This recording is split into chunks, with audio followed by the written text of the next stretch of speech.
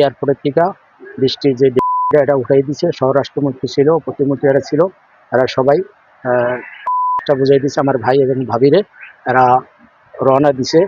আর আমার একটা দাবি হলো যে সরকারের কাছে যে বৃষ্টির যে ঘাতক, এই ঘাতক জানি কোনো পদে ছাড় না পায়, এটা সরকারের কাছে, বাংলাদেশ সরকারের কাছে আমাদের আবেদন, এটা জানি আমরা ন্যায্য বিচারটা পাই। আর একটা দিকে হলো গেল আমার ভাই এই বৃষ্টি এখন থেকে এত বড় হয়েছে, হওয়ার পরে এই জায়গায় যেই জায়গা পর্যন্ত পৌঁছাইছে, আর আর্থিক দিক দিয়ে অনেক দুর্বল হয়ে গেছে। এই আর্থিক সহযোগিতাটা জানি আমাদের সরকারের কাছে আমাদের আবেদন, আমার ভাই এবং ভাবি যেন এটা পায়। এটা তো সবারই মর্মান্তিক একটা ঘটনা, ডিগ্রি তো মৃত্যুর পরে ডিগ্রি দিছে, এটা তো আমাদের কোনো ফল পাইম না আমরা, কিন্তু কারণ এটা দিছে আন্তর্জাতিকভাবে ডিগ্রি দিছে, এটা আমাদের জন্য অনেক একটা পাওনা।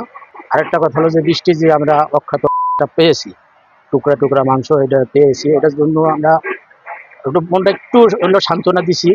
ভালো ছাত্রী আছিল, কথা কইতো মানে শুনে ভদ্রভাবে কথাবার্তা বলতো।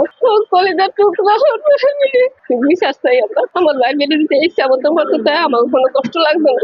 আর এই যে কথা শুনি আমরা সহ্য করতে পারি না বাবা। অনেক স্বপ্ন ছিল, অনেক ভালো স্টুডেন্ট ছিল, অনেক মেধাবী ছাত্র ছিল, নরম মনের মানুষ ছিল, ও কারোর সাথে কোনো খারাপ আচরণ করেনি, সবার সাথে মিশছে অনেক। আমার মায়ের অনেক স্বপ্ন ছিল, আমার মায়ের তার কোনো বাচ্চা কাছে নাই, যেন আরো আছে একটা এক ছেলে এক মেয়ে। আজকে সব স্বপ্ন মিথ্যা হয়ে গেল, সব স্বপ্ন মিথ্যা হয়ে গেল। অন্যায় ভাবে আমার মায়ের বেটিটা হত্যা করলো, এটা আমরা না বিচার চাই। আমাকে সান্ত্বনা দেওয়ার মতন আমাদের ভাষা নেই, আমার নিজেরা নিজে সান্ত্বনা দিতে পারতেছি।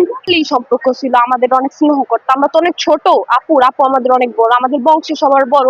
তো সেই ক্ষেত্রে আমরা সম্মান করতাম, সেও আমাদের ভালো মতন স্নেহ করতো, অনেক ভালো ছিল আপু।